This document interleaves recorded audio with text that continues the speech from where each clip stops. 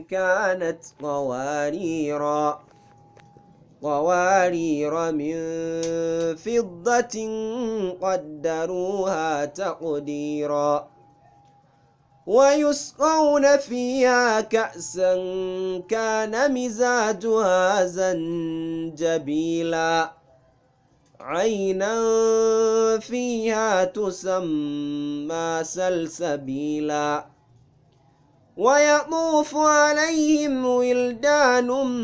مخلدون إذا رأيتهم حسبتهم لؤلؤا منثورا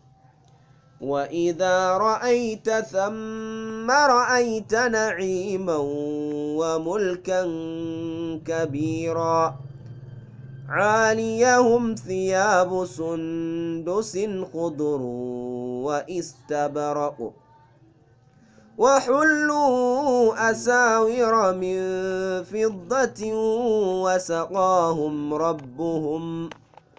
وسقاهم ربهم شرابا طهورا إن هذا كان لكم جزاء وكان سعيكم مشكورا إنا نحن نزلنا عليك القرآن تنزيلا فاصبر لحكم ربك ولا تطع منهم آثما أو كفورا